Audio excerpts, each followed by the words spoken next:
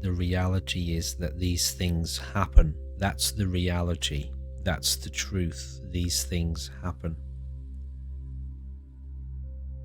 If we could accept that fully, really, truly, deeply accept that these things happen, and if we can be on board, if we can be aligned with that reality, truly, I mean, like a real full acceptance that these things happen in human experience, that's the answer, that's the answer of reality. But obviously, on a more personal level, there are very specific reasons why somebody might. What I'm assuming here is that your father, well, I don't need to assume it, you've said it in the statement that he ended his own life. So obviously there are specific reasons, but those can be extremely complex and deceptive. Suffering is the reality, obviously there is a deep misery, and he wanted to get out of that. And that's clearly, he thought that's the way he wanted to do it.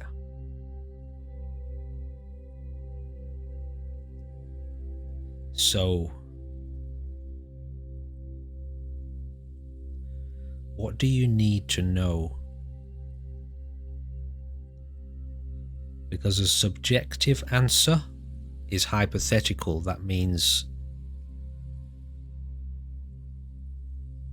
you'll never really know if that's the truth, because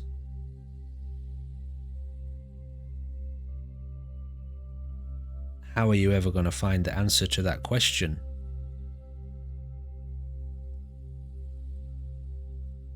He can't tell you, you can't ask him, unfortunately.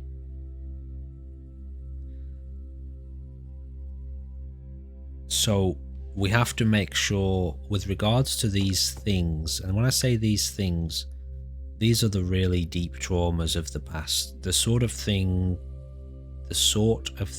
that we like to think won't ever happen to us, but they do sometimes, and it's horrible and it's traumatic.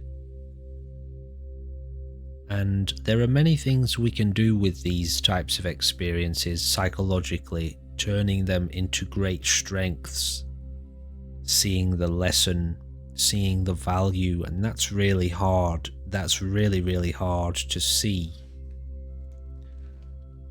And when I say the value, I mean to reflect on the reality of suffering and the reality of death, the reality of loss and limited time.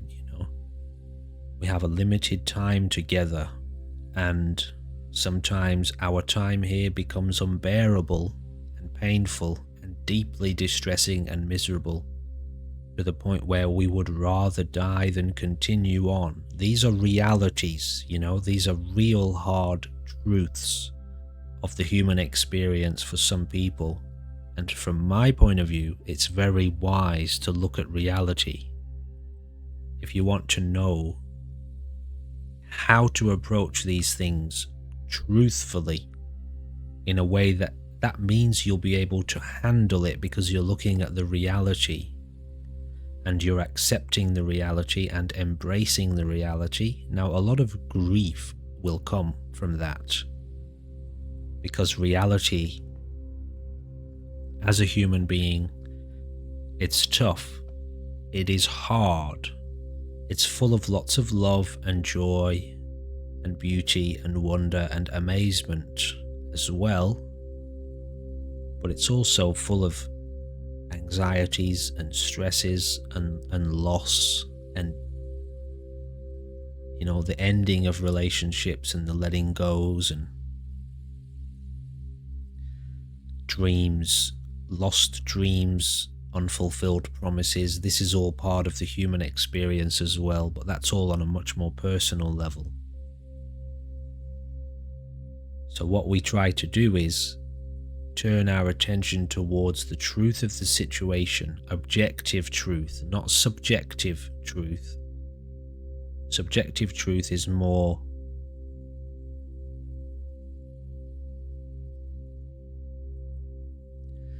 that's more how you want to see it. Objective truth is reality unfolding, right? And the truth is that some people's lives become so unbearable that they choose to end it because it's too hard for them to look at what's going on, or they don't have the tools, or they don't have the resources, or they don't have the support. It's all kind of the same. It's, the good thing about looking at these things honestly, that means you learn how to stop yourself from falling into the same type of hell. That's hard though. That takes a lot of reflection and a lot of real deep honesty. The kind of honesty that brings you back to reality, which is hard to look at. That's called piercing through the ego, right? It's very difficult to do that. But the reward is tremendous because, you get to the truth, and when you find the truth, you get to relax. If you can accept it, you might fight it for a long time. You might fight the truth. But eventually you'll accept it if you keep going, if you keep looking at it, and if you really deeply want to accept it.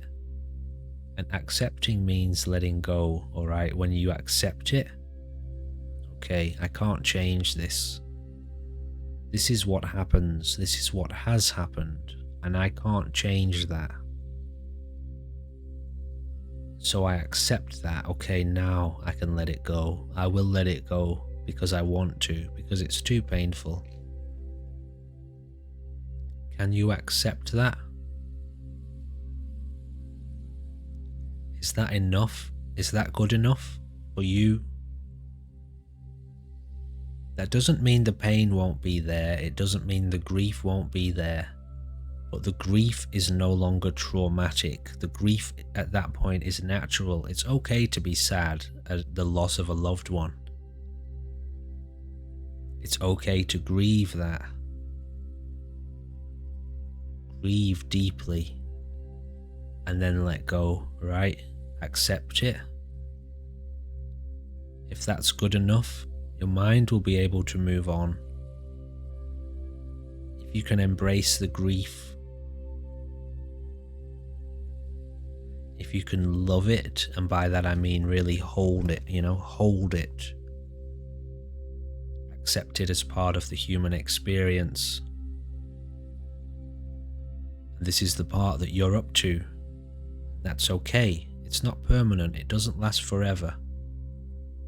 But if we fight it and try to deny it, it will hover, and it will become a real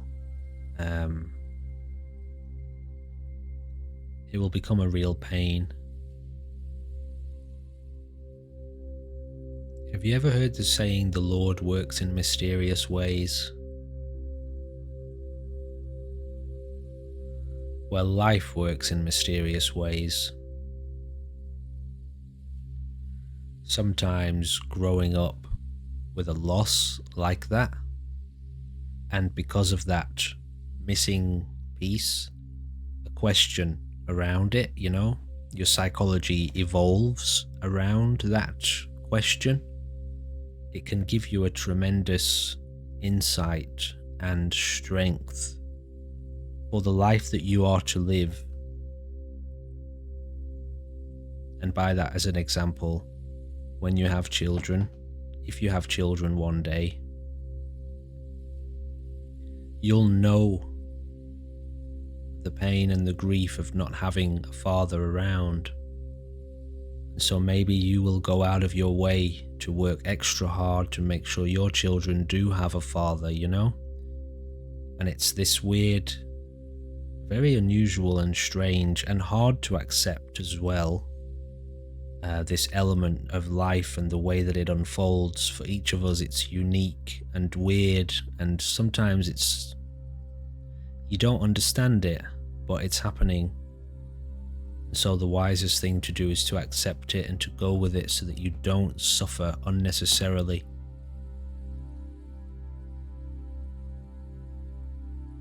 And that's what is meant by the Lord works in mysterious ways. Life unfolding is often out of control, but we scramble to try to understand it, and because of that we suffer.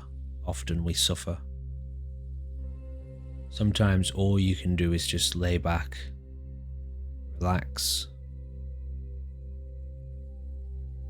let things be. If there is grief, embrace the grief. If there is loss, embrace the loss.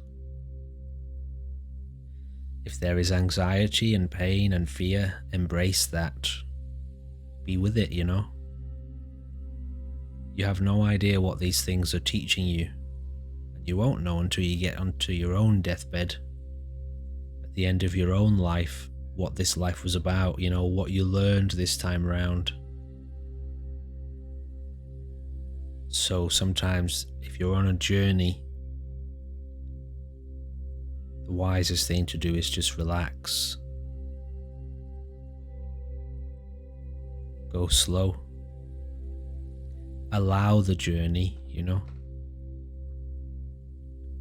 And then there's less struggle.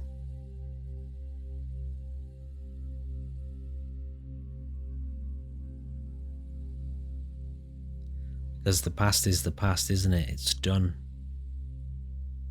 No matter what we no matter what we come to understand, it's gone. All of it. Every part of it. The people, the places, the possessions, the things, the experiences, it's all gone. And all we have is right now. That's all we really have, isn't it? What's happening now, where we're at now. And so if we can turn our psychology towards the now, well, we suffer a lot less, because we're not trying to hold on to anything that's gone. And in fact, we're just living with the now. That's hard to do though. Don't get me wrong, I understand it's hard. It takes training, cultivation,